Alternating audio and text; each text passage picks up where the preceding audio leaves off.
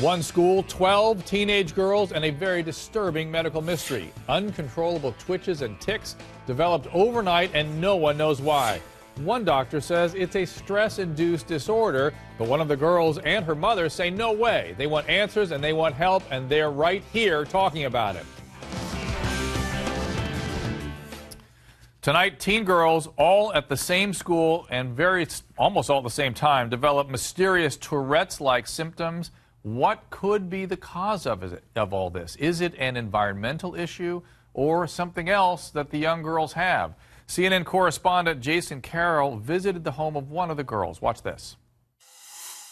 Thera Sanchez was a cheerleader, an honor roll student, and as a senior at Leroy Junior High School in upstate New York, well on her way to planning her college future. When she woke up from her nap last October, everything changed. I couldn't stop stuttering. The stuttering took over, really contorting on the left side of, with her mouth and her neck. Doctors told Thera her condition was brought on by stress and she would get better. But once the stuttering ended, it soon gave way to uncontrollable twitching. In all, health officials say 12 girls from Leroy Junior-Senior High School have exhibited similar symptoms. The girls were from different grades, and some didn't know each other, but many did, including Thera's friend, Lydia Parker. Last time I went to the neurologist, they said that they're not sure and that they'll keep looking into it. But besides that, they haven't told anyone anything. With us is the young woman from the piece we just watched, Thera Sanchez, and her mother, Melissa Phillips. We also have Lydia Parker. She is a friend of Thera's and also suffers from this condition as well. Thank you all for being here, first of all. Now, before we get started, I just want to clarify that apparently the New York State Health Department conducted a 3-month investigation and has officially ruled out environmental factors or infection as the cause of the illness. The Leroy School District also did their own testing, came up with nothing. So let me go to the girls first. We'll keep this conversation going. Thera, how are you doing? This has got to be obviously a distressing thing. How are you? I'm not good. Not today. Hasn't been for a while. My tics got worse. And Mom, I understand for a while there they got better. She went back to school, and then they started coming back again. Is that accurate? Yes. She was able to go to school in October and November.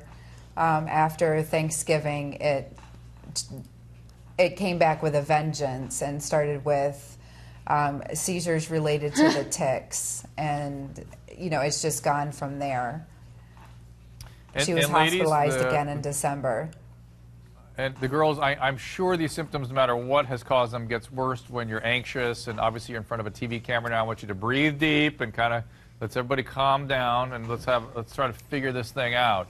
You guys feel comfortable? Okay. Yeah. Let's take a look at some of the video of Thera in the hospital back in October, not long after she first started having these symptoms. Melissa, after this video was shot, there she is. She, as you said, she got better. She went back to cheerleading, and then we have these symptoms today very similar to what she originally presented with. Is that right? Yes, and she also now has daily blackouts and seizures with these, where not like epilepsy seizures, but where she's somewhat lucid and can feel all, her body being rigid, and it's almost like she's a stone statue. And she can't move, and she's very weak and tired, and so Melissa, it just continues to get new symptoms. Melissa, this must be very, obviously, distressing to have your daughter, suddenly having these mysterious symptoms. What are you hoping that officials do? What are you asking for? How can we help? All of us need to have more testing done. We need to know that every physical aspect of this has been visited, so we are confident in, a diagnosis that we do get from a doctor. We haven't had, heavy metal testings done. We haven't had all of these stuff done, collectively as a group. Everybody's been treating individually, and, they're feeling their, assumption that this is just stress and anxiety induced or the conversion disorder. It's not enough. I can't go on by your gut feeling. I need positive reinforcement that this is what this is, especially with and 12 Lydia, let me girls ask- in such a small community. Right. Lydia, were you aware that other people, other girls at your school had this condition at the time you developed your symptoms? I was for a while before I woke up from my nap.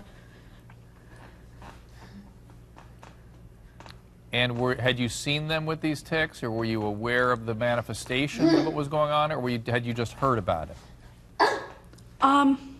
I was in school for a little while after it started, but I ended up leaving the last week of October because I didn't feel I could handle school anymore. And my doctors didn't feel I could handle school anymore. I understand. And Thera, are you back at school now? No, I'm getting home tutored.